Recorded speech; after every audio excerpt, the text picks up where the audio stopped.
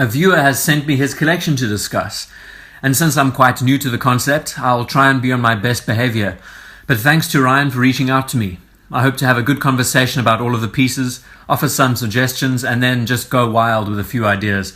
I want to keep this discussion less formal than usual, so let's see how it goes.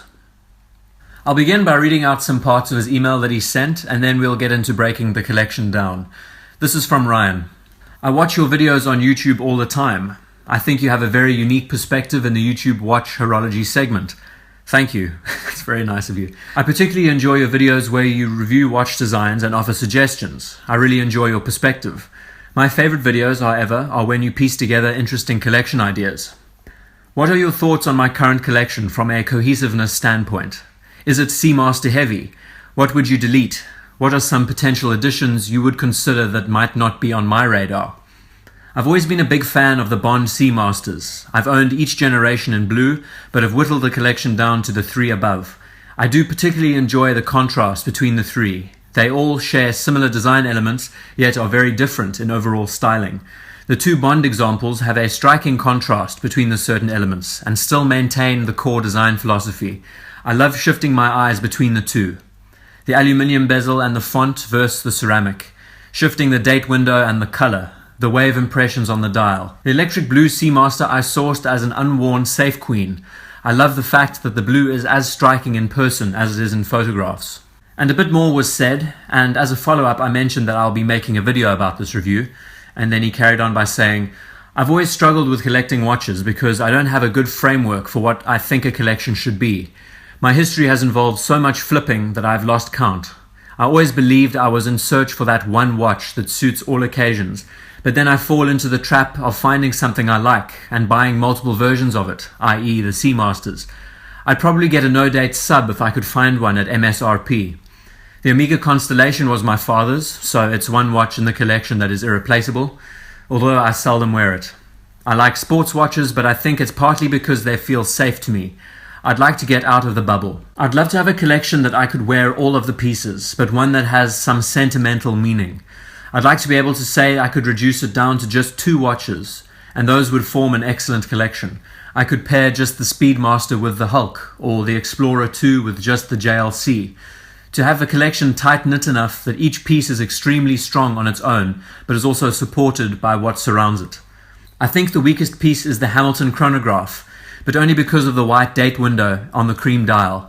I'm having a hard time seeing past it, considering the original had a black date wheel that works so much better. I don't think I would have paid so much attention until watching your videos. So thank you, Ryan from Oregon. This is going to be a lot of fun, and thanks for sending me some photos of the pieces too.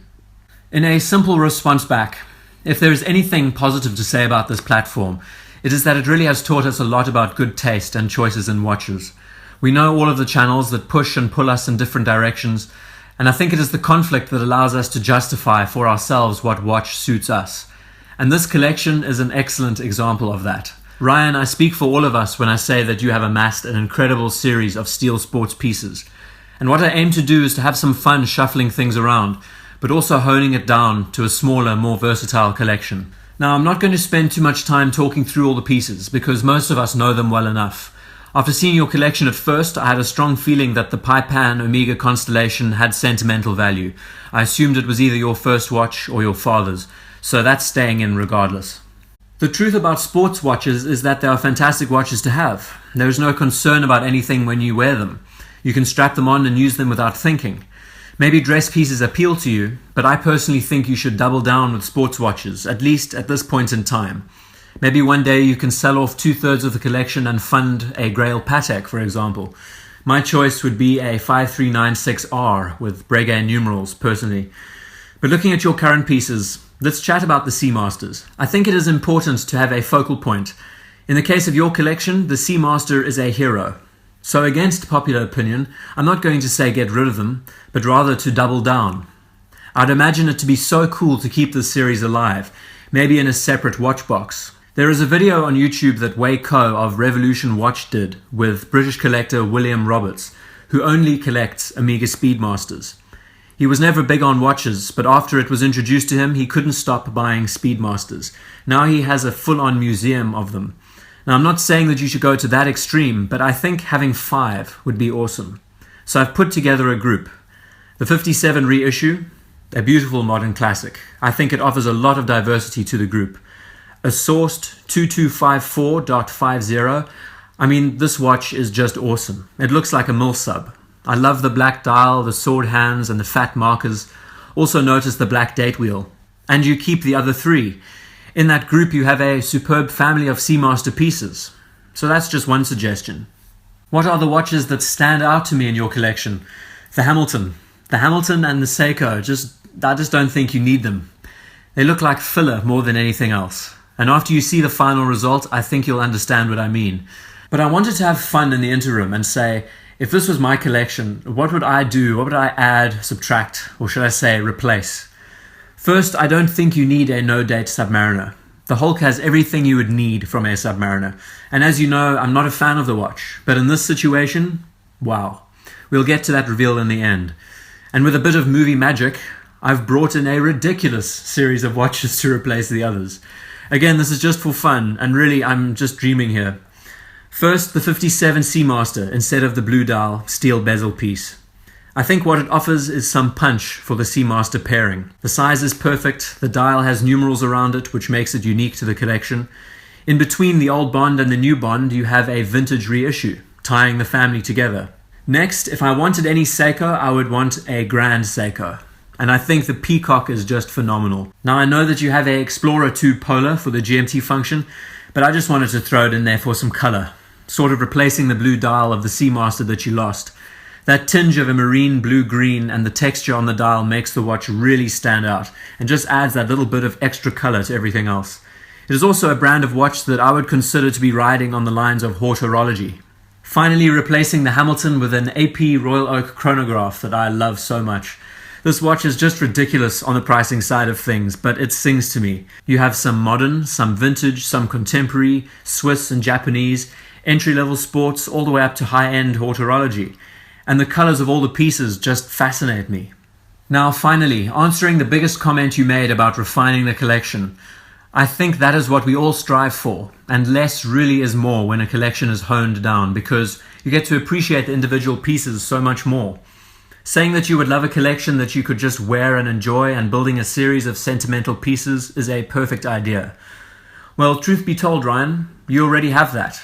And the pieces you need are all in this set. But maybe all you needed was a fresh pair of eyes to reduce what you have into a neat package. In my eyes, this is a knockout collection of 5. Just take a moment to drink them in. A Speedmaster Professional, a Ceramic Seamaster 300, a Hulk, a Polar Explorer, and a Master Moonphase. This set is enough to make anyone jealous. I'm jealous. We're all jealous. Let me just break down my reasoning for them. Just first impressions. Everything about each of these pieces is different. The colors are there. Every watch has a different color, be it white, black, green, blue, or a sunburst slate gray. But then the Seamaster dial has a pop of red, and the Polar dial has a pop of orange. The JLC has a pop of yellow. I'm not a fan of the Hulk, but for a collection like this, it just sings with the other pieces, which is why a black Submariner isn't necessary at all. You have your Rolex pieces covered with the 2. And then looking at the functions, you have a manual wind sports chronograph, 2 divers that are extremely different from one another, both bringing something else to the table. And the Polar Explorer is a superb GMT that also offers an easy wearing experience. Tying them all together is the JLC dress piece that works perfectly as a formal watch. So as frequent wearers, you can alternate between the Sub, the Seamaster and the GMT, leaving the chronograph and the JLC for occasions when you aren't doing anything too labor intensive. And after years of use and wear, these sports watches will all develop their own patina and show marks of a well-lived life. I took some creative license and made them look like they'd survived exposure to a claymore mine and faded the bezels, but you get the point. I think I speak for all of us when I say that you have an outstanding collection as it is, Ryan. Well earned and well crafted, with immense taste. Sometimes we get too spoilt for choice in life, and it takes that mindset of honing down to really see the gems. Regardless of what I say, wear them all in good health and enjoy them. I think my work here is done.